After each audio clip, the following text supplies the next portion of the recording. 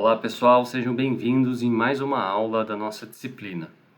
Hoje então nós vamos conversar sobre as definições de probabilidade. Na verdade, nós vamos falar sobre a definição axiomática de probabilidade que compõe a teoria moderna de probabilidade, né? E a teoria moderna de probabilidade, então, ela não nasce por acaso, tá? Ela segue, na verdade, né, o que estava ocorrendo ali ah, ah, em meados do século XIX, né, dentro da própria área, dentro da própria matemática, né? Então, o início do século XIX houve uma grande preocupação entre boa parte dos matemáticos em dar sustentação às teorias matemáticas, né? O uso do cálculo desenvolvido por Leibniz e por Newton, né, tomou grandes proporções, principalmente com aplicações dentro da física, né? Isso preocupava certos matemáticos, pois alguns resultados ali dentro de certas áreas específicas, né, possuíam algumas inconsistências, né? Então, o século XIX foi recheado pela introdução da filosofia da matemática, né, onde certas correntes acabaram surgindo, né, para tentar então propor uma base teórica, algumas do ponto de vista formal, outros do ponto de vista da lógica, né, nas teorias matemáticas, né? Ou seja, houve um refinamento, vide o surgimento aí da análise matemática, né? Porém, esse refinamento então não ficou de fora, né, a teoria da probabilidade. E até então, né, a teoria da probabilidade, ela era mais utilizada, né, as suas bases estavam estabelecidas por interpretações, né? A gente tem a interpretação clássica de probabilidades ali com Laplace, basicamente, né, na qual introduziu essa interpretação, né, nos seus ensaios filosóficos das probabilidades, né, que é de certa forma limitada, né? Depois a gente vê um grande desenvolvimento da interpretação frequentista, né, por dois grandes autores, que é o John Vane, né, um lógico e matemático britânico do século XIX, e também de von Mises, né, que propôs várias contribuições nessa área. Ou seja, era a interpretação da probabilidade sob o ponto de vista de frequências, né, de uma frequência relativa, né? Mas não existia uma teoria formal, né, do ponto de vista da lógica, né, de construção da probabilidade. E o grande personagem disso foi um russo, né, chamado Andrei Kolmogorov, que no início do século XX, então, basicamente aí quase 100 anos atrás, né, uns 90 anos atrás, desenvolveu uma série de axiomas, né, na qual estabeleceu a base da teoria moderna da probabilidade, né? E ele fez, né, a sua grande contribuição, então, com isso, foi foi que não importa qual interpretação você esteja trabalhando dentro da teoria da probabilidade, né? Então é possível que você esteja trabalhando na definição clássica, há problemas que se resolvem com a interpretação frequentista, há interpretações subjetivistas, há interpretações geométricas, interpretações lógicas da probabilidade, mas não importa.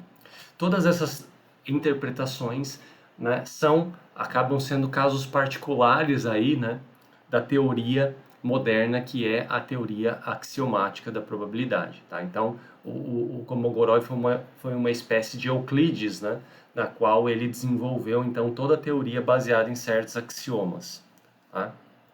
Então, né, essa teoria foi proposta, como eu falei, né, é relativamente recente, em 1933, no seu trabalho chamado Foundations of the Theory of Probability, né, que esse russo aqui, o Andrei Kolmogorov, acabou desenvolvendo, né? E a ideia, né, por trás dessa teoria é que a gente vai agora observar que os eventos, né, de fato são aí representados por conjuntos, e não é um qualquer conjunto, é um conjunto que é passível de ser medido, né, que admite uma medida, né? Então, a probabilidade, a partir nesse sentido, né, acaba sendo nada mais do que uma medida padronizada aí, né, definida aí nesses conjuntos, tá?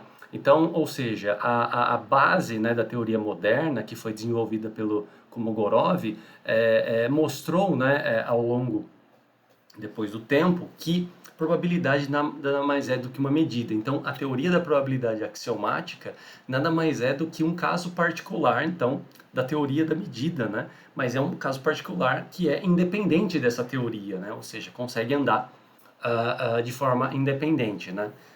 Sozinha. Consegue caminhar com suas próprias pernas, né? Assim, a gente vê que boa parte desses axiomas, né, que são chamados aí na literatura de axiomas de probabilidade ou axiomas de Kolmogorov, eles são baseados basicamente, né, nas principais ideias, nos principais resultados lá da teoria da medida, né? Então, aí a gente entende que como a probabilidade é um caso particular.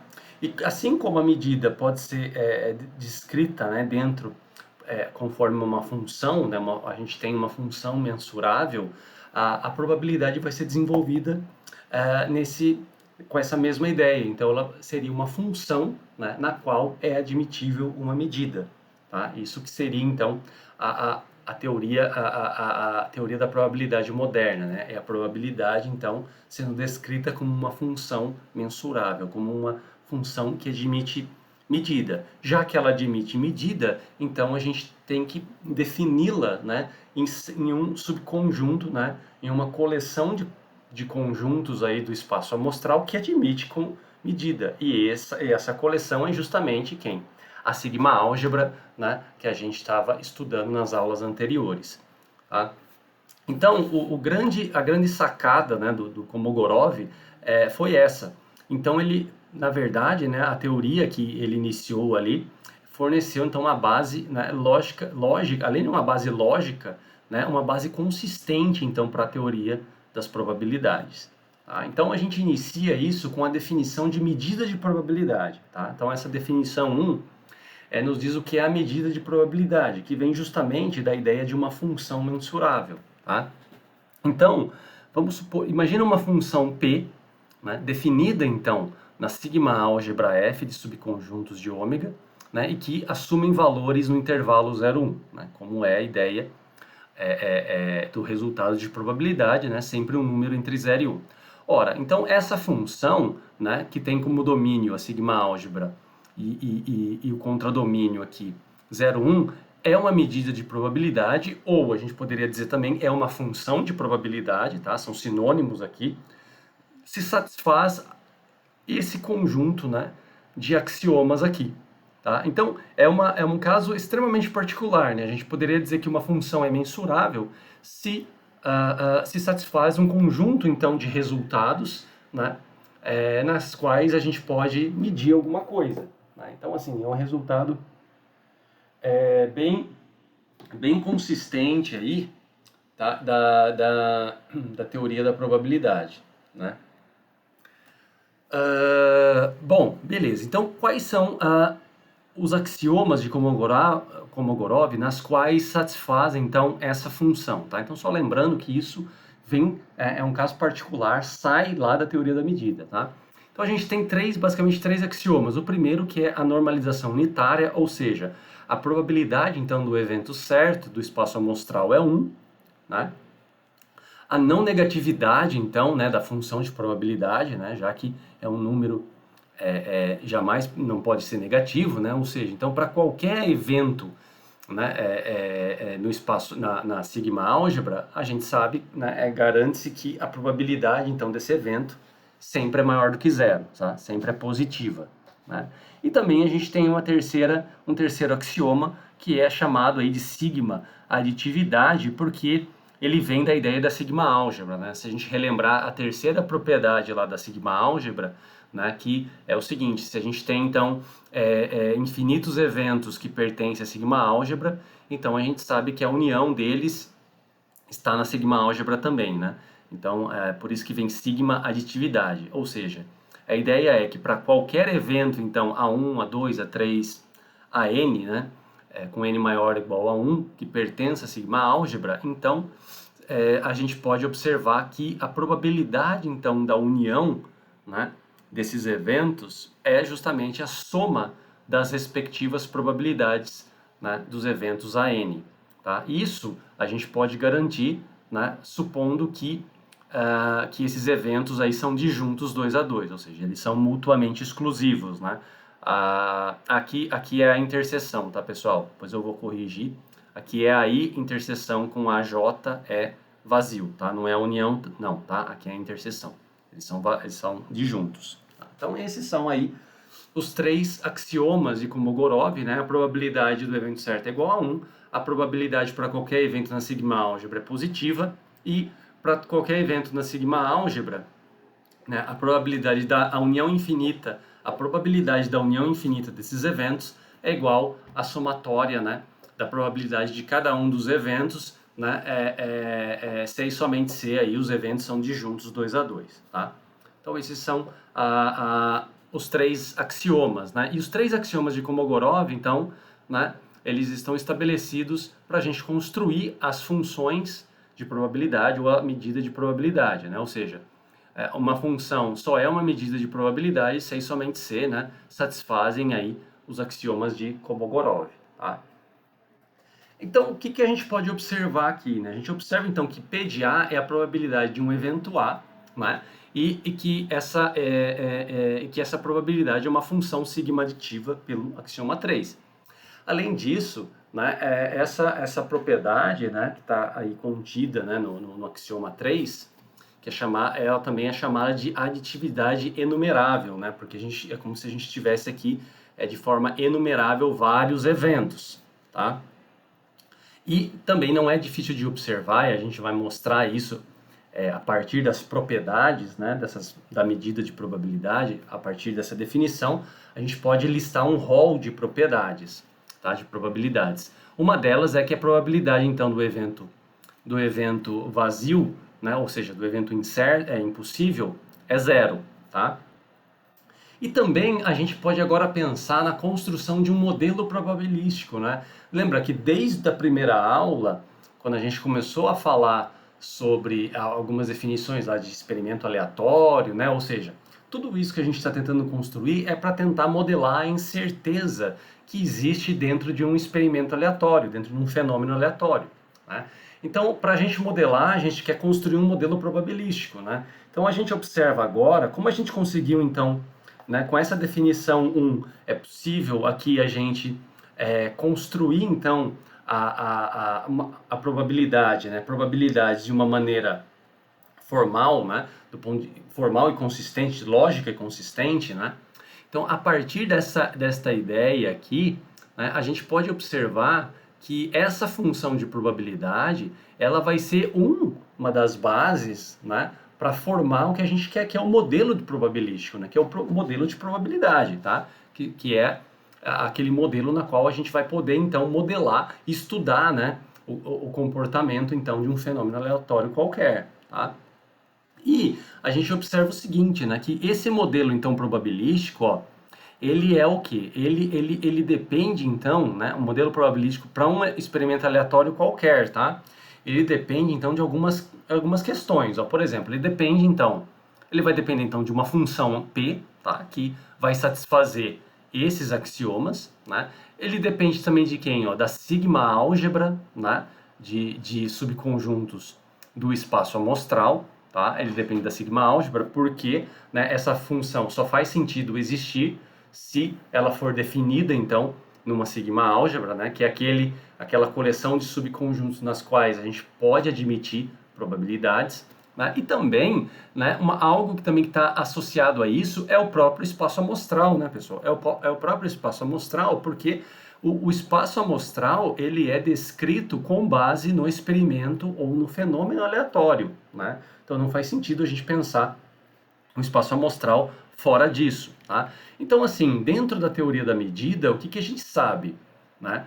Então a gente sabe que um espaço é chamado de espaço de medida ou espaço, mensurável, né, se ele tem uma trinca que depende do espaço amostral, que depende da sigma álgebra e que depende de uma função μ, na qual essa função μ é uma função mensurável, tá?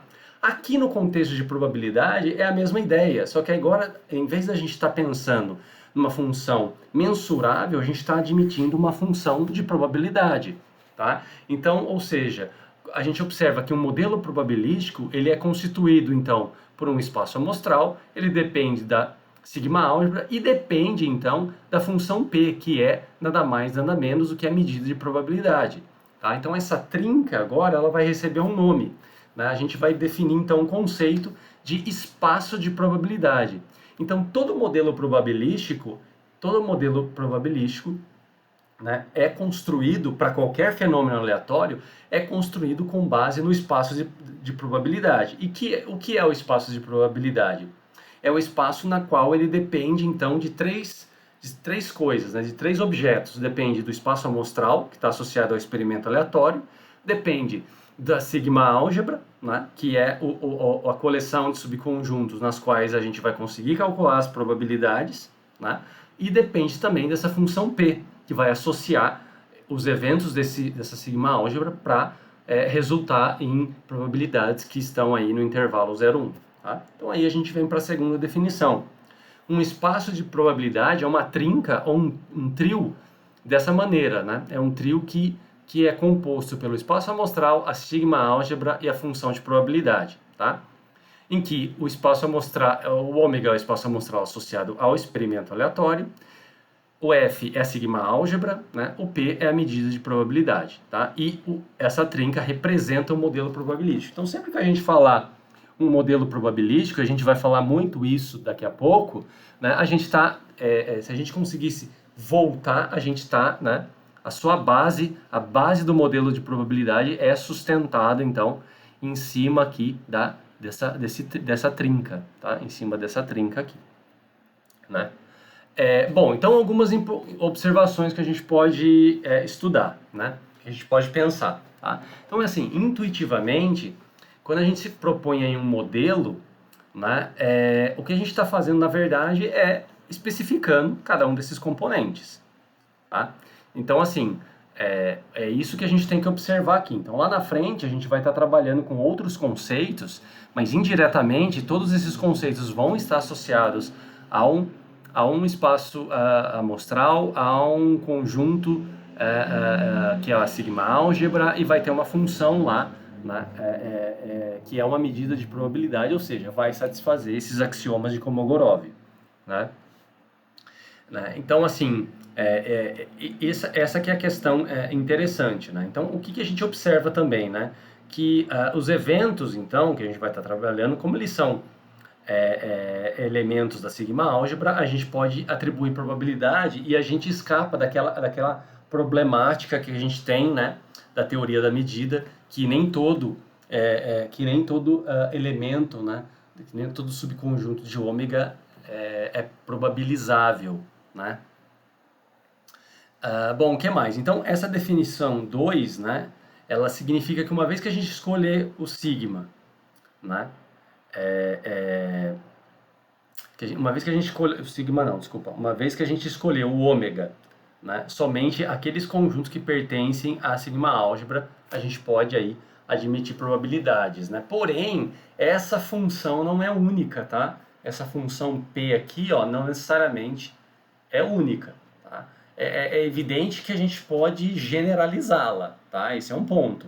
A gente pode generalizar ela, mas a gente pode, a partir da generalização dessa função, né, a gente pode ter várias outras, né, vários casos particulares dessa função, tá? Essa função pode ser descrita de várias maneiras, né? Então vamos pensar num exemplo aqui, ó.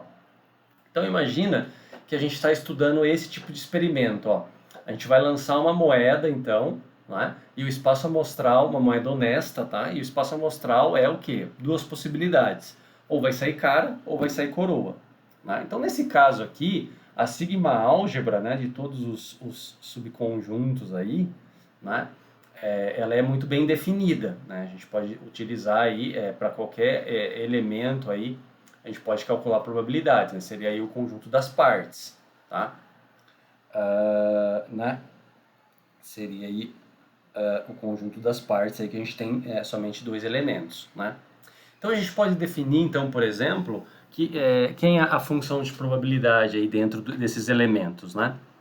A gente pode definir, por exemplo, essa função aqui, ó, que a probabilidade de cara e de coroa é igual a meio, tá? Ou seja, tem a mesma chance de ocorrência, tá? Supondo a moeda honesta, tá? Então a gente tem essa daqui. A gente observa que essa função aqui ela é bem definida, ela é bem definida e ela cumpre todas as exigências aqui, né, para ser uma medida de probabilidade. Porque veja só, se a gente estudar qual é a probabilidade do evento certo, sair cara, sair cara e coroa, a gente vai observar que é igual a 1. Para qualquer evento que a gente tomar lá, né, ou seja, A ser cara ou A ser coroa, essa probabilidade é positiva. E se a gente pegar a união aqui em particular, né, de cada um dos eventos, né, a gente vai ter então que a probabilidade dessa união vai ser a soma das probabilidades, né, que daria 1, tá? Aí, né, vai ser essa soma aí, tá? Então ela está muito bem definida. Porém, se essa moeda não é honesta, ou seja, se essa moeda não é honesta, a gente pode então necessariamente, né, tá caindo em uma outra função. Então veja bem, o experimento aleatório é o mesmo, né? Ó, lançamento de uma moeda. A gente deixou em aberto se essa moeda é honesta ou não, tá? Né, nesse caso. Então, quer dizer, o lançamento da moeda, não necessariamente a moeda precisa ser honesta aí, né? Então, a gente pode definir, por exemplo, a função de probabilidade dessa maneira, né? Ó, cara tem um peso maior para sair cara 2/3, coroa 1/3. Ou a gente pode ter uma moeda que só tem a face cara. As duas faces são caras. Então, a probabilidade de sair cara é 1 e a probabilidade de sair coroa é 0. Tá? Então, observem que para um mesmo experimento aleatório, né, em que ele não foi, vamos dizer assim, se você quiser fechar mais esse experimento, dizer, não, o lançamento de uma moeda honesta, aí sim eu concordo com você, né, que você vai ter aí, você vai ter vai ser admitida somente essa função aqui, né? Mas, no caso de você deixar isso em aberto, a gente poderia generalizar esse resultado, né? Generalizar essa função de probabilidade dessa maneira, né? A gente pode definir, então, por exemplo, a probabilidade de cara sendo a probabilidade do nosso interesse, né? Então, eu chamo isso de P, tá? Em que P satisfaz aí, então, os axiomas de Kolmogorov, tá? E claro que a probabilidade de coroa, como a gente só tem esses dois eventos, vai ser a probabilidade que vai ser o complementar, né, disso. Se isso é P, então a probabilidade da coroa, de sair coroa vai ser 1 menos P, em que P é um valor que está entre o 0 e 1, tá? Então a gente admite algo dessa natureza para ser a nossa função de probabilidade. Então aí você está generalizando. Mas observa que não necessariamente, né? Claro, aqui você tem um caso geral, mas se você não definir isso dessa maneira, você pode ter várias funções aí, né, bem definidas para expressar probabilidades, tá? Bom, então a partir disso a gente tem algumas medidas, alguns exemplos de medidas de probabilidades, tá? Então, por exemplo, vamos pensar no exemplo 1 aqui. Então, considera aqui um experimento aleatório, né, com um ômega infinito. Tá? Então, se o ômega é finito, né, ou seja, ela vai lá de W1 até um Wn, são os elementos de ômega, né? A gente pode associar então a uma sigma álgebra, que é o conjunto das partes, tá? Ou seja, 2 elevado ao número de elementos, né, a cardinalidade aqui do espaço amostral, tá? Né, você teria. E nesse sentido, né, a gente observa que a sigma álgebra ela corresponde a todos os elementos aí, né, do espaço amostral, nesse caso, tá? Então, ou seja, para qualquer evento de ômega, a gente pode escrever, né, dessa maneira. Como que a gente poderia, então, calcular probabilidades quando o ômega é finito? Ora, a gente pode ser, então, né, aqueles elementos que são favoráveis, né, à ocorrência do evento A sobre o total de elementos que nós temos aí, né, dentro do conjunto de possibilidades aí, que é o espaço amostral. Então, P de A pode ser, então, definida aí como como a cardinalidade de A, né, é pela cardinalidade de ômega, ou seja, o número de resultados favoráveis do evento A com o número de resultados favoráveis possíveis, né, que é dos elementos do espaço amostral. Ora, justamente essa probabilidade aqui é possível mostrar então que ela é uma medida de probabilidade, ou seja, que ela satisfaz, tá, todos os axiomas de Kolmogorov. Tá? Então é interessante vocês tentarem aí depois verificar isso, tá? Que de fato essa probabilidade aqui satisfaz, né, todos os axiomas de Kolmogorov. Tá? E a gente observa que a probabilidade P, então, né, nada mais ela representa então a definição clássica, né? Então, ou seja, a gente está construindo isso como uma medida de probabilidade, mas observa como o caso particular, nesse caso aí, né, quando o ômega é finito, a gente cai no caso particular, então, em que em que em que nós temos a definição clássica de probabilidades. Tá? Um segundo exemplo, pessoal, é o seguinte, ó, a gente poderia pegar agora aqui, né, por exemplo, um espaço amostral que fosse enumerável, né, como, por exemplo, o conjunto dos números naturais. Tá? Bom, então assim, você tem lá o conjunto dos números naturais, que é o espaço amostral, né? E ainda, quando você tem conjuntos enumeráveis, é possível você trabalhar com o conjunto das partes. Tá? É possível você trabalhar com o conjunto das partes. Então, imagina que para um evento qualquer aí que pertence aos números naturais, a gente poderia definir, então, uma função, né, de P no conjunto das partes, que é a sigma álgebra, dessa maneira aqui, tá? Em que a probabilidade do A, né, vai ser aí no final do evento A, vai ser, por exemplo, a soma, né, de 1 sobre 2 elevado a n, em que n pertence ao A. Tá? Então, ou seja, o que isso significa? Significa que o número natural n está associado a uma probabilidade de 1 sobre 2n. Né? Então, para n, por exemplo, igual a 1, né? Então nós temos aqui, tá? Para n igual a 1, ó, nós temos essa probabilidade. Então aqui está um gráfico, tá? Só para a gente situar, né? Então para n igual a 1, a gente tem a probabilidade de meio. Para n igual a 2, 1/4. Para n igual a 3, 1/8. E assim sucessivamente, né? Então, ou seja, quanto maior é o natural, né? Aqui, menor é a probabilidade aí de ocorrência, tá? Então, por exemplo, um outro exemplo que a gente pode trabalhar. E a gente observa que isso define uma medida de probabilidade, porque a P é uma função, então, que associa os elementos, né, os eventos que estão no conjunto das partes, a um valor, né, que vai estar entre 0 e 1. Tá? A um valor que está entre 0 e 1. Então, a gente observe como que a gente pode estar construindo, então, probabilidades por meio de uma função. O terceiro exemplo é o seguinte, vamos supor agora, né, que seja em um espaço amostral qualquer, tá? Então vamos pegar aí um espaço amostral qualquer. E vamos considerar então a sigma álgebra F, né? E para qualquer evento nessa sigma álgebra, a gente pode supor aí, né, n repetições do nosso experimento aleatório. Tá? Então, vamos supor que a gente possa repetir n vezes, né, o nosso experimento aleatório. Como, por exemplo, vou lançar um dado. Tá? Vou lançar um dado e quero calcular a probabilidade de sair a face 4. Ora, se a gente tomar esse primeiro exemplo 1, a gente já poderia calcular a probabilidade aqui, né?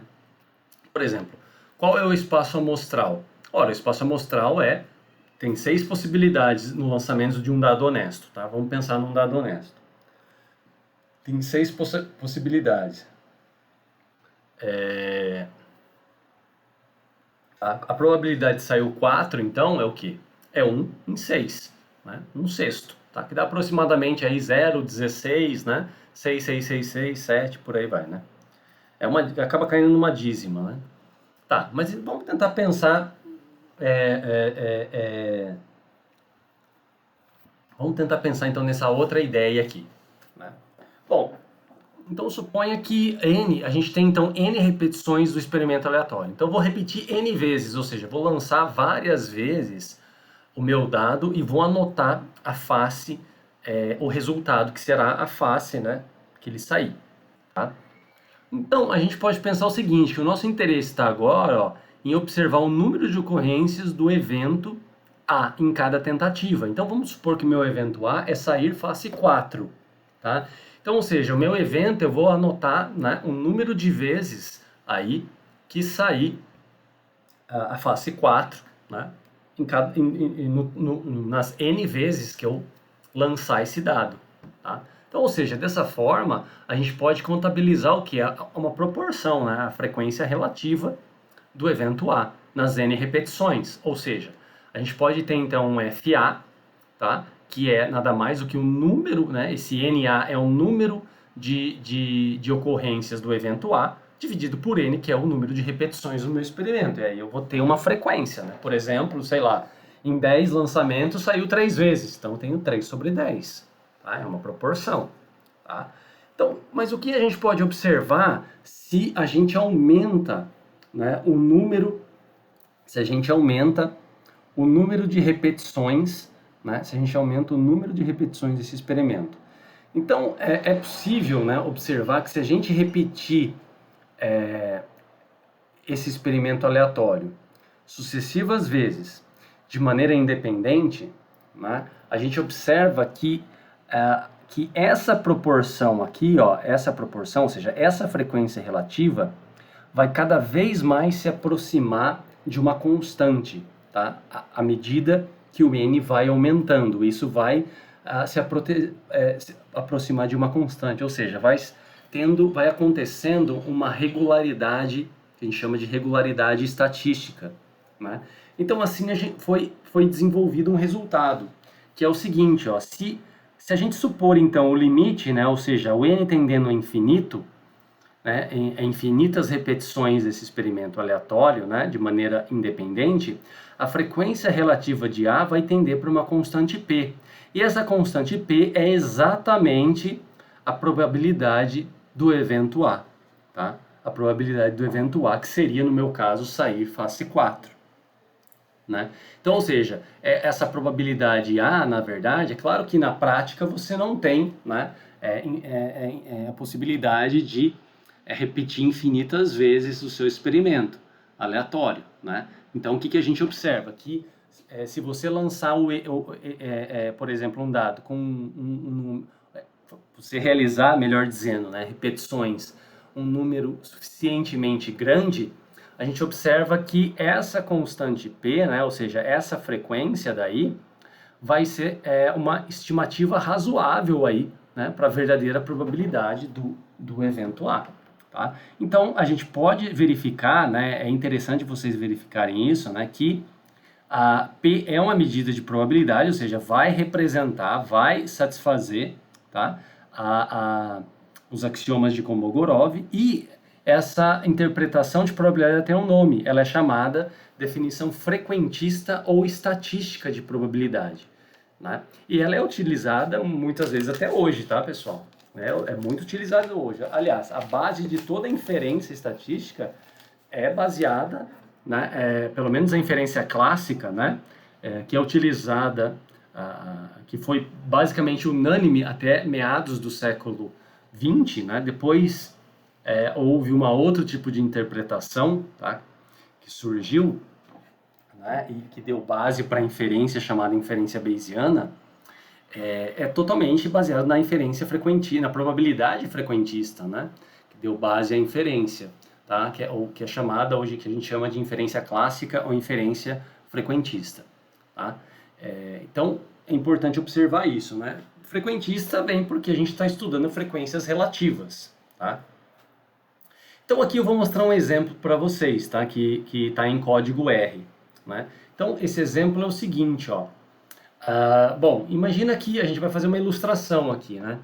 Então imagina que a gente vai lançar um dado honesto 10 vezes, tá? E a gente vai contabilizar então quantas vezes saiu a face 4, né? E daí pensar, olha, por meio dessa proporção, né? Dessa frequência, então, do número de vezes então que sair a face 4, ou seja, o número da ocorrência do nosso evento A, né, a gente vai tentar aí retirar a probabilidade desse evento aí, tá? Então, o evento de interesse nosso é sair face 4.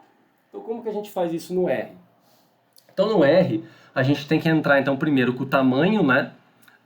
Com o tamanho de vezes que a gente vai lançar esses dados, né? Que vai ser, no caso, o tamanho da nossa amostra. Então, vou entrar aqui com N, né? O N,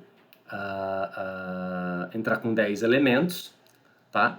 Depois eu vou salvar aqui, eu vou salvar isso daqui num vetor, tá? Vou armazenar os resultados num vetor aqui, tá? Que eu estou chamando de x, né? Então, claro, se você escrever isso aqui no R, vocês vão observar que vai aparecer uma linha com zeros, porque não tem nada armazenado aí, né? Então, quando a gente gerar o código, então, a computar, né, esses 10 lançamentos, os resultados vão ser salvos, então, dentro desse vetor x aqui, tá? E aí existe uma estrutura de repetição que a gente faz utilizando o for, né? Então, o for, a gente vai tomar essa estrutura de repetição que vai de 1 a n, né? N indo com 10, e eu vou usar esse comando aqui, o sample, né? Sample, que é o comando para a gente fazer sorteios no R, tá? Então, eu vou sortear um número que vai de uma sequência que vai de 1 a 6, e vou sortear um único elemento. Então, ou seja, para cada n, né, por exemplo, n igual a 1, primeiro lançamento, então ele vai sortear, é como se a gente estivesse jogando o dado e vai sair uma resposta, e isso vai ser salvo no vetor x, tá? Então, a partir do momento que a gente roda isso, nesse vetor x já fica salvo, né, todos os valores, tá? Todos os valores que vão representar as faces, né, dos lançamentos dos dados, tá? E a partir daí a gente pode contabilizar. Como que a gente faz essa conta? Ora, eu vou usar o comando sum, né, que é fazer a soma, então, do x quando o x for igual a 4, né, quando a resposta aqui do lançamento do dado for igual a 4. Então, por exemplo, quando eu fiz isso, tá, acabou saindo 3, ou seja, de 10 lançamentos, 3 era igual a 4. E aí a gente pode pegar a proporção, a frequência relativa, né, que é só você tomar então essa quantidade e dividir pelo comprimento de x. 3 sobre 10, 0,3. Tá? Então observe o seguinte, pessoal, quando eu lancei 10 vezes o dado e saiu 3 vezes a face 4, tá? Então isso deu 0,3. Tá? Então isso representa a probabilidade? Não, a gente sabe que não, né? Porque sair face 4 é 1 sobre 6, que dá 0,6666, né? E assim vai. A gente sabe que não. Mas por que não deu, então? Ora, a resposta mais plausível aí é porque, né, a gente lançou um número pequeno de vezes, né? 10 vezes é muito pouco. E se a gente aumentasse isso? O que vai acontecer? Né? Só antes da gente seguir na ilustração, o seguinte, pessoal, se vocês pegarem esse código aqui e rodarem aí no R de vocês vão observar que o resultado do provável vai ser diferente, tá? Por que ele vai ser diferente? Porque isso daqui é um sorteio, tá? É um sorteio aleatório, né? Na verdade é pseudo-aleatório, mas ele vai dar aí um valor diferente. Então ele vai sortear diferente, pode ser que saia 2, pode ser que saia 4 vezes, né? 4 vezes o 4, entendeu? Tá? Então, às vezes é bom fixar, né? Então tem um comandinho lá que é fixar, a gente coloca uma semente para que sempre que a gente rodar dê o mesmo resultado, tá? Agora, pessoal, imagina que a gente aumentasse para 100 vezes, vou lançar 100 vezes. Então lancei 100 vezes, utilizando a mesma estrutura de repetição, então o x aqui, a hora que eu rodar essa quantidade, né, o meu x vai reportar o quê? Vai me reportar, né, vai me reportar aqui 100 resultados de lançamentos de um dado honesto, tá? E aí, se a gente pegar a soma, né, pegar o número aí total de vezes que saiu a face 4, ó, nesse caso saiu 13 vezes.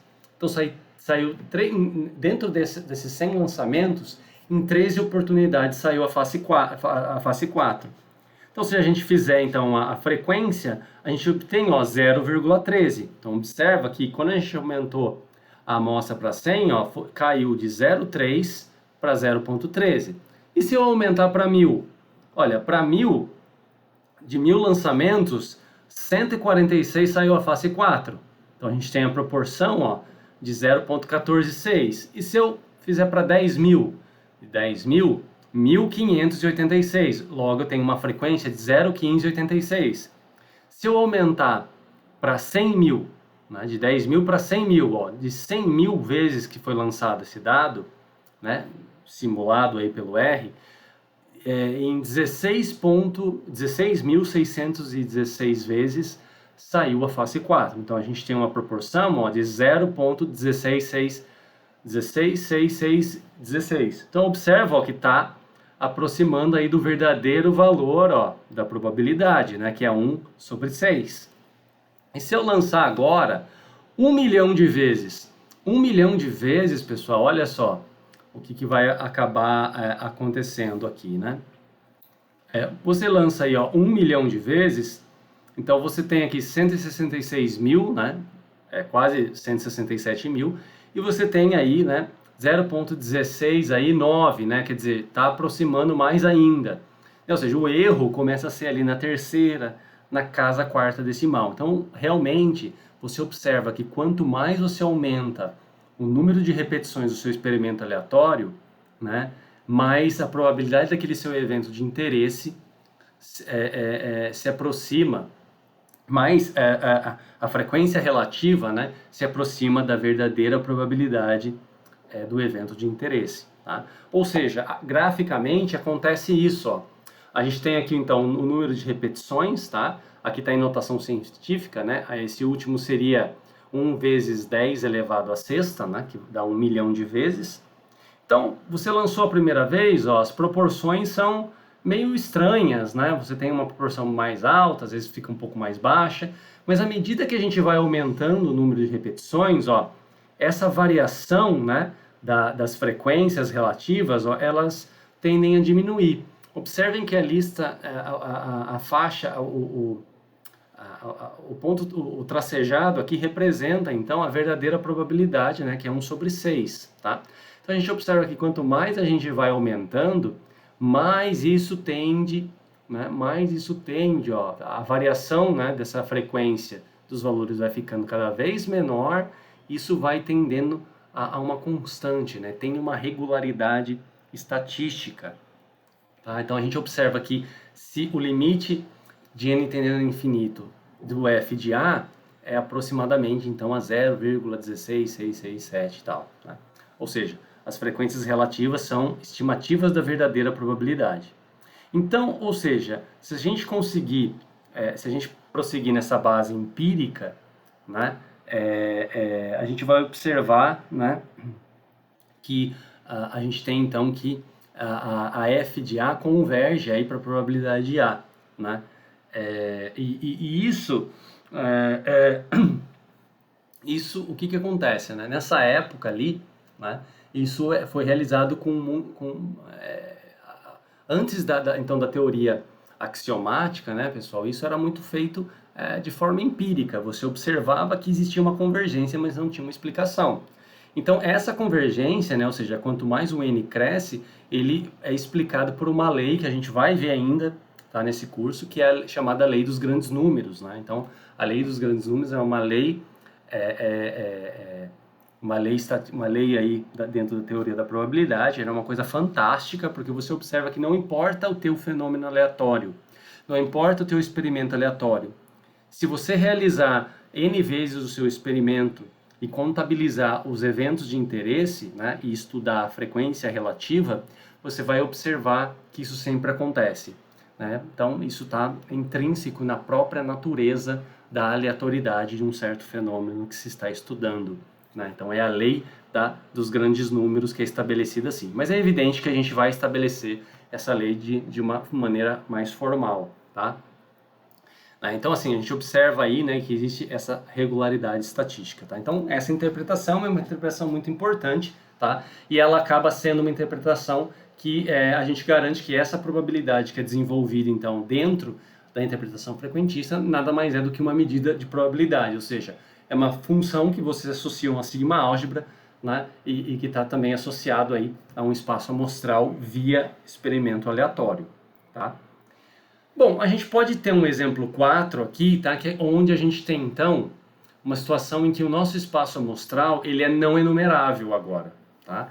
Ele é não enumerável. Então, ou seja, o espaço amostral nosso, né? Então, vamos imaginar que a gente tem um espaço amostral que são o próprio conjunto dos números reais, tá? É o próprio conjunto dos números reais, né? Então, lembra que quando a gente conversou na última aula sobre isso, quando a gente tem um espaço amostral não enumerável, né, o conjunto das partes ele vai possuir muitos problemas técnicos, né, ou seja, a gente não consegue trabalhar com ele.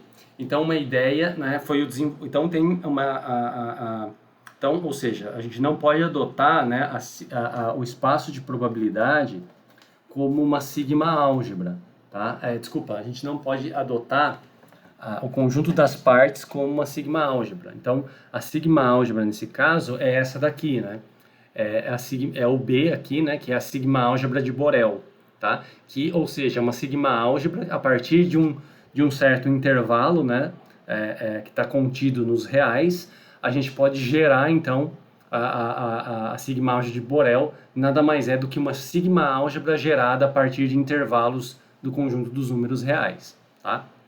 Então, quando a gente tem espaços amostrais aí, né, que estão associados a eventos, a experimentos aleatórios, né, em que esse espaço amostral é não enumerável, então o espaço de probabilidade pode ser construído dessa maneira, ó. Ele é, então, o espaço amostral é os reais, a sigma álgebra associada vai ser uma sigma álgebra de Borel, né, aí nos conjuntos dos reais, né, dos subconjuntos dos reais, e a gente associa uma probabilidade a isso, tá? Bom, então nesse sentido, a gente pode, como que a gente vai construir então essa função de probabilidade, né? Nesse caso. Então a função de probabilidade a gente pode pensar o seguinte, né? Então vamos considerar f sendo uma função, tá? Uma função, né? Então uma função que vai aí dos reais, tá? Tem um domínio dos reais até, né? Os reais positivos, tá? Vai de zero até mais infinito, né? Ou seja, a gente vai construir f como sendo uma função não negativa e uma função contínua também, em que se a gente calcular então a integral, né, que vai, por exemplo, aqui de menos infinito a infinito dessa função, ela será igual aí ao quê? Será igual a 1, tá? A gente garante isso, tá? Que a integral dela sobre a reta real é igual a 1, sobre todo o espaço amostral é igual a 1. Tá? Então, como que se constrói uma função p? Como se constrói uma medida de probabilidade nessas situações? Então, a gente pode construir uma medida de probabilidade, né, em qualquer conjunto de Borel, né, ou seja, qualquer elemento da sigma álgebra de Borel, que é chamada de conjunto de Borel, ou borelianos, né? Então, para qualquer boreliano A, né, a gente pode construir uma função P, e essa função é uma medida de probabilidade, se e somente se ela é definida dessa forma, né? Ou seja, a probabilidade de A, então, é integral, então, né, no conjunto A, né? Lembra que A é um subconjunto dos reais aqui, de f de x dx.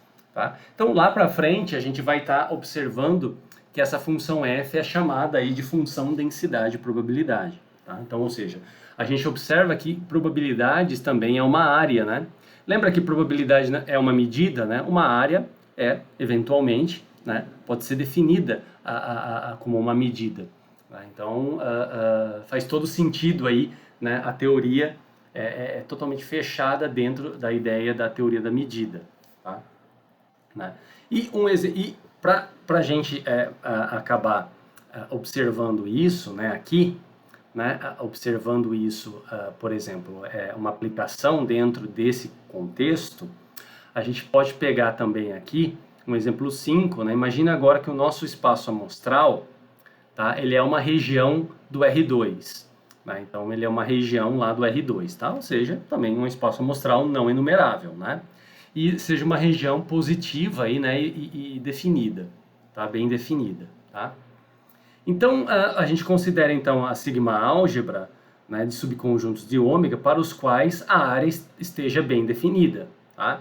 Então, para qualquer evento pertencente à sigma álgebra, a gente pode definir também a probabilidade de A como sendo a área de A, né, uma parte sobre o todo, tá? Então, ou seja, a probabilidade seria a área de A dividido pela área, né, do espaço amostral, tá?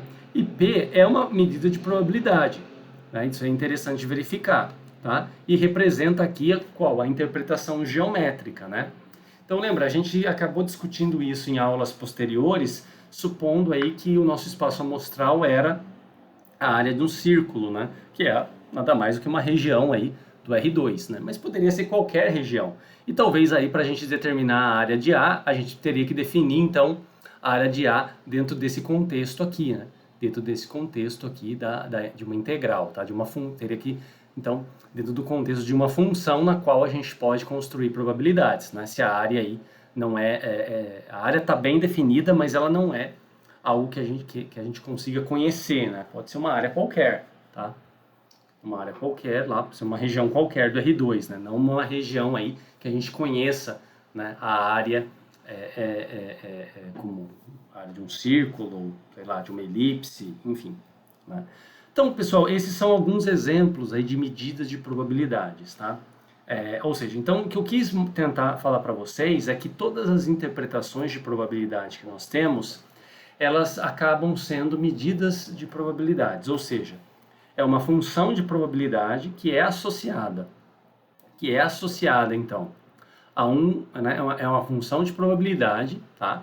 Que é associada a uma sigma álgebra, né, que vai retornar valores no 0, 1, tá?